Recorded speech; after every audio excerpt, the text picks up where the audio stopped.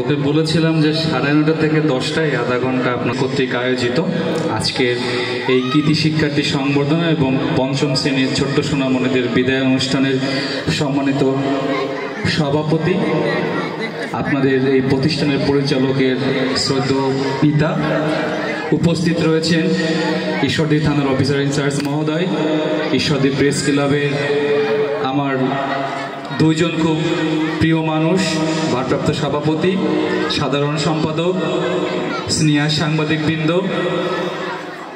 আপনাদের এই এলাকারই সন্তান, জনপ্রতিনিধি, ঈশ্বরদী পৌরসভার সাবেক কাউন্সিলর রয়েছে ঈশ্বরদীতে। কিন্তু এই স্কুলের যে সুযোগ সুবিধা এবং বাচ্চাদের যে খেলাধুলা করার যে জায়গাটা এবং সামগ্রিকভাবে পড়াশোনার মানে, আমি এই কিন্ডারগার্টেনটাকে 1 নম্বরেই রাখতে চাই।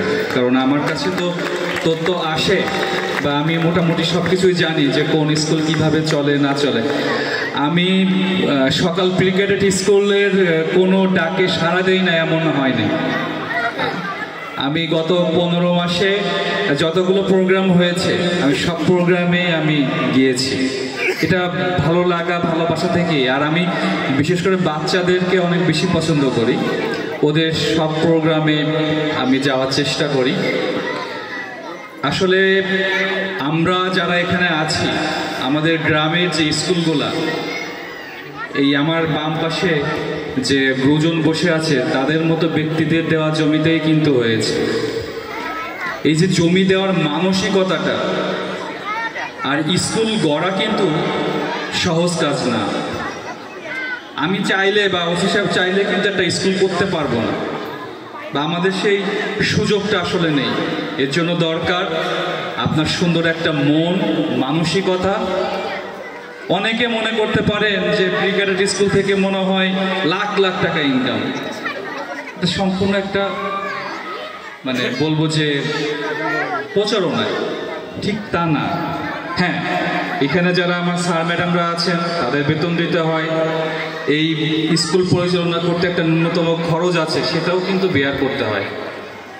লাভ কি যেটা হয় জানেন? এটা হচ্ছে মানসিক শান্তি আর এই বুদ্ধিভিত্তিক উন্নয়ন, এটাই হচ্ছে লাভ। আর এখানে বলবো যে আমাদের সরকারের যে কারিকুলাম আছে, সেই কারিকুলামের বাইরে তারা 2-1টা বেশি বই পড়ায় আর কি।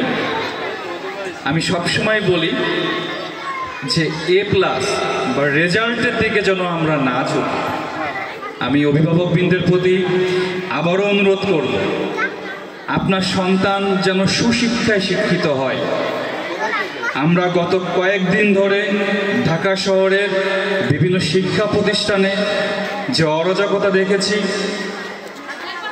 ছাত্রদের দ্বারা আমরা কথা বলছিলাম এই অনুষ্ঠানে আসার আগে, খুব কষ্ট হয়। তাদেরও তো অভিভাবক রয়েছে। আমরা টিভিতে যেভাবে দেখেছি যে কয়েকটি কলেজ মুহূর্তেই নিচ্ছিন্ন করে দেওয়া হয়েছে। আমরা বলছিলাম, আমার স্কুল ছিল সনের উপরে, তা আমরা ওই আমাদের এই বাসটাও যদি একটু নষ্ট তো গুনে ধরতাম, আমাদের ঠিক করতাম। আমরা নিচ্ছি প্রতিষ্ঠানের মালামাল লুট করে নিয়ে আসছি। আপনার বাচ্চা কোথায় যাচ্ছে এই বয়সটা, এই বাচ্চাদের কিন্তু এখন আপনারা যেটা করবেন ও কিন্তু সেটাই শিখবে। আপনারা যদি সংসারে ঝগড়াঝাটি হবে এটাই স্বাভাবিক, কিন্তু কখনো সন্তানের সামনে জোরে কথা বলবেন না। ওরা কিন্তু শিখবে এটাই যে আমার মা বাবা তো জোরে জোরে কথা বলে। ওর এই প্রভাবটা কিন্তু ওর বন্ধুদের মাধ্যমে কিন্তু প্রচার করবে। কখনো সন্তানের সামনে এমন কোনো কথা বলবেন না যেটা ওর মানসিক উন্নয়নে বাধা দেয়। অফিসার ইনচার্জ মহোদয় উনি খুবই ভালো কথা বলে, এই ফেসবুক আমাদের জীবন থেকে সুখ শান্তি সব কেড়ে নিয়েছে। ফেসবুকে কিছু একটা লিখলো, এটা নিয়ে আমরা দৌড়াদৌড়ি করি। মহিদুল বলেছে যে ফেসবুকের লেখা থেকে আমি গত 15 মাসে আমি বলি যে আমি ফেসবুকে কে কি লিখলো না এটা নিয়ে আমার কোনো